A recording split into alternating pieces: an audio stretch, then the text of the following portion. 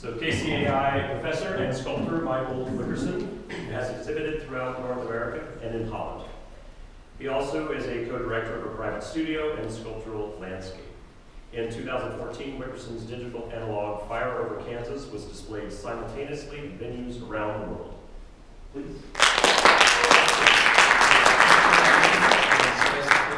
Here, and a lot of special people that I haven't seen in a little while. Last time I was asked to speak 6 minutes, it was in 5th grade, and it was on Shipwrecks of the Great Lakes. This is 5 minutes and 46 seconds long. I'm reading from the script. I'm here to talk about the art and business of Wickerson Studios. Success, philosophically, I'm skeptical of success. I'm not interested in the success of the act of following one another and following others does not appeal to me. I suppose that there's a flow to my life's work. However, I do not know what it is, and I'm not particularly interested in searching for it. I was born in Canada in 1971. I received an MFA in sculpture from York University in Toronto in 2000.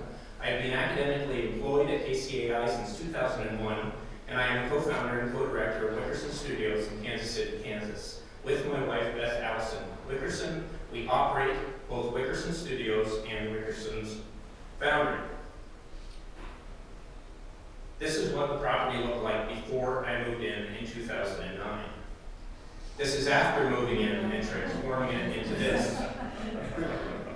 Most recent project looks like this. I am currently on a sabbatical leave from KCAI in order to further develop and deepen my metal casting interest in new and traditional technologies, to explore new digital areas of creating cast sculpture and improve my instructional methods regarding studio practice in the foundry. Specifically, I wish to support the local arts community by offering my services as an alternative metal casting facility that focuses on custom bronze castings for fine artists. It all began after I moved to the United States and started work at KCAI and married Beth Allison Schulte.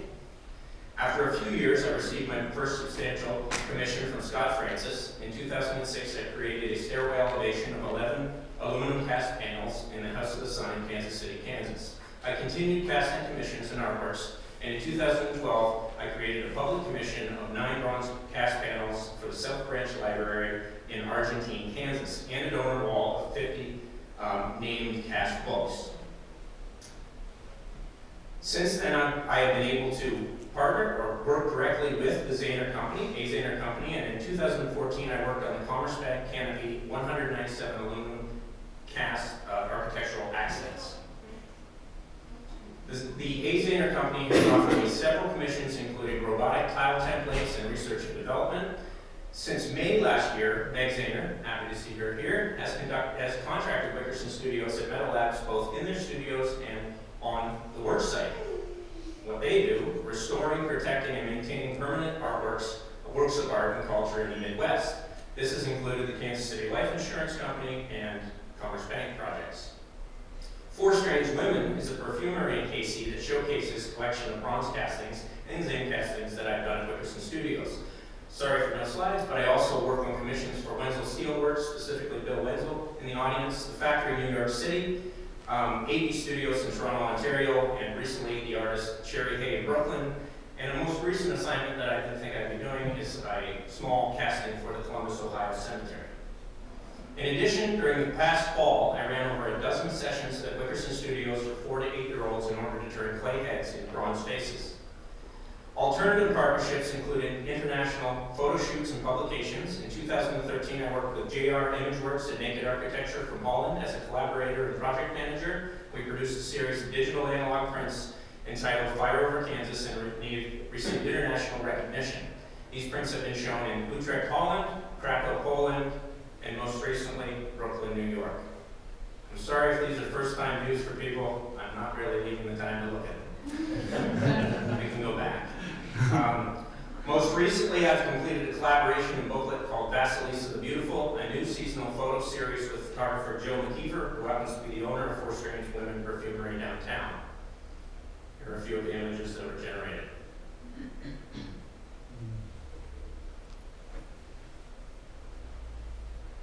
In 2014, Cinema KC video broadcasted Fisher of Men in Season 4, Episode 4, an 11-minute video documentary of Wickerson Studios created by DHTV a company out of Kansas.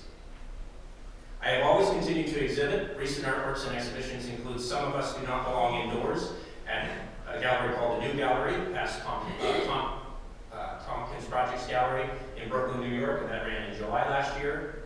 And recently sent, the piece that I made is the fiery piece on the far right, in Undercooked in Barbecue, LA, Los Angeles in November last year. As you can probably see, my hobbies include creating annual architectural follies. 2009, Isabella. Hamlet's Mill in 2010, and the Agree Foundry to the far right in 2011. Moby Dick in 2012. Little Otik in 2013. Fisher of Men in 2014. And Herdra, which has been one of my most profitable buildings I've ever made. It's an entire wood gas kiln, fires once a month. Vasilisa the Beautiful was built in November in 1 month by taking part in the Agree Foundry. These landscape buildings have supported me in hosting several distinct and interesting events, including the International Sculpture Day, which I'll do again this year, Global Obscura Day, and the first and second scheduled annual Wickerson Studios Sculptor Gathering, which I'm timing for the end of the International Sculpture Conference this fall. Expected outcomes at this point in my life, as I make the transition from mid-career artist and associate professor to professional artist and entrepreneur, I find myself focused more and more on commissioned activities. I have been encouraged by friends, family, and colleagues outside of KCAI to engage in better business practices as a professional artist. My efforts have been incredibly rewarding, and I have expanded over the years. I remain committed to exploring the universal connections that exist between the art world and the world at large, and the business world. Life is not what one achieves, rather, it is more about who one inspires. Currently, I choose to inspire these 3 individuals in my life. I don't waste an ounce of daylight. It won't get done on its own. As for what it is, I don't particularly know, and if you can provide any semblance as to what you see here, I welcome your ability to build. Thank you.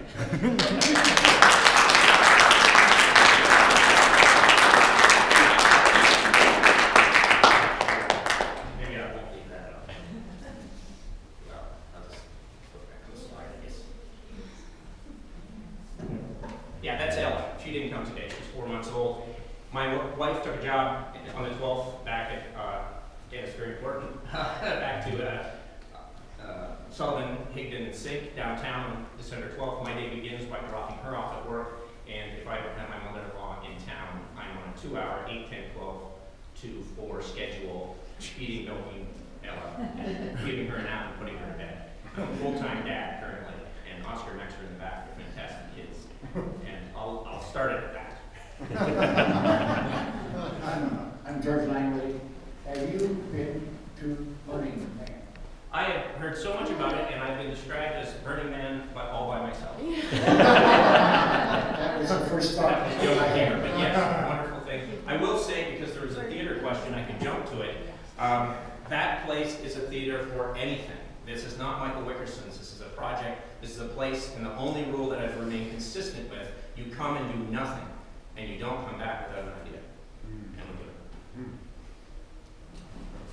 Could you talk more about the International Sculpture Day?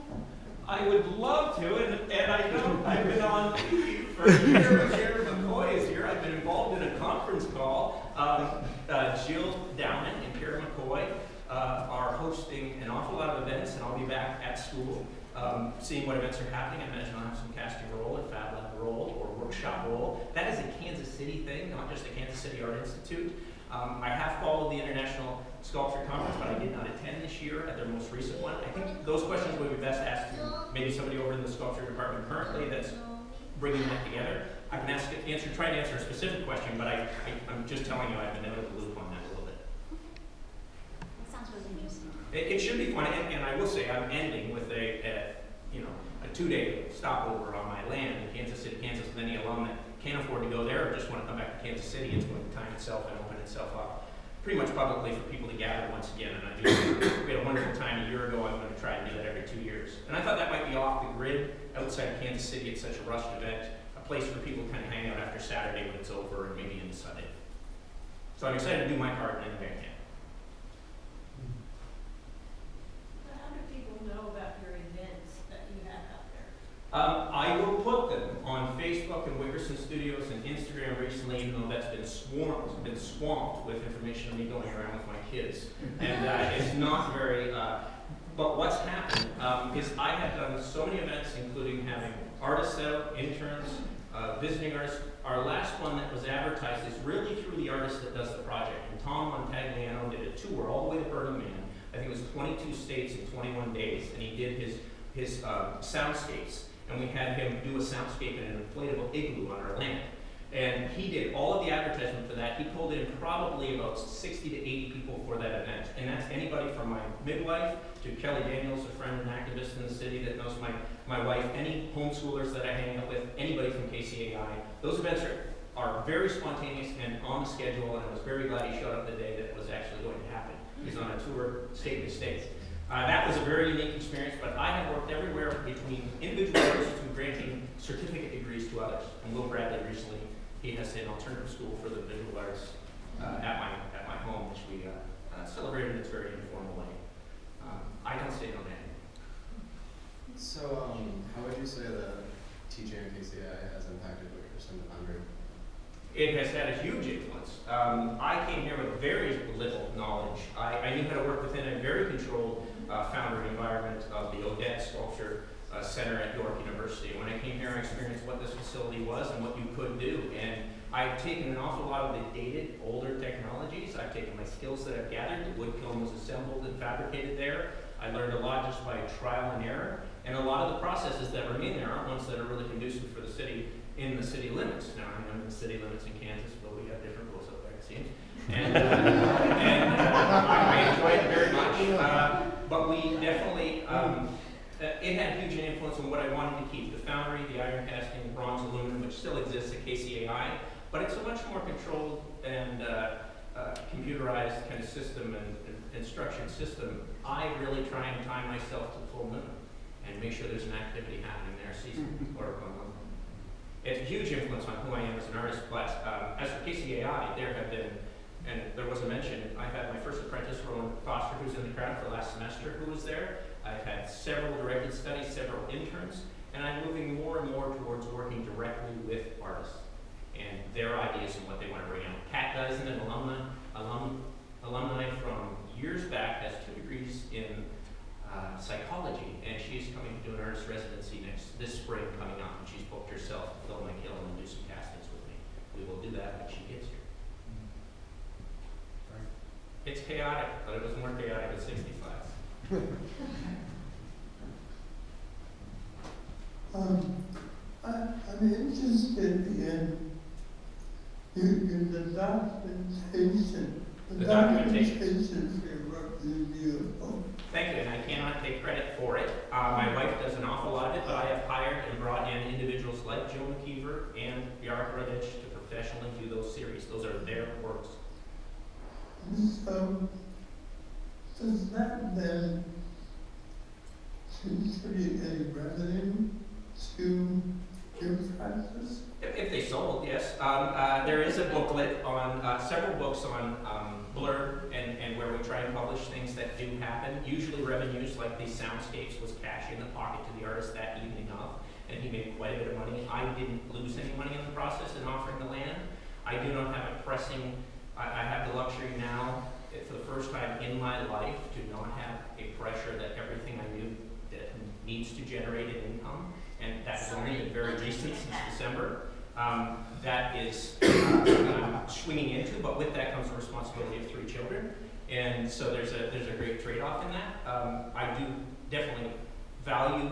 I don't do things for free, so I do work for artists and other companies, and those are, I think, competitive commissions. And when I do work for Metal Labs, they pay very well, and I do an awful lot of work for them.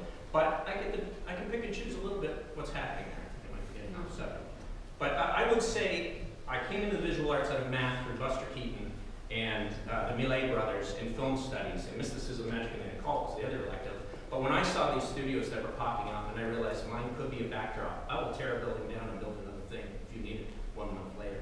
And it is a ruin upon ruins in only 7 years. Oh no, Kansas City, Kansas.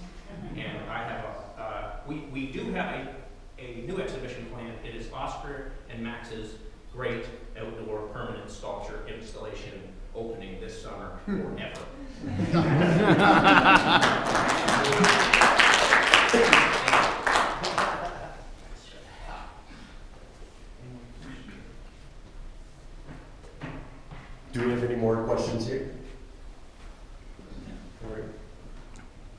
So you mentioned the full moon. Should we expect an event at the full moon?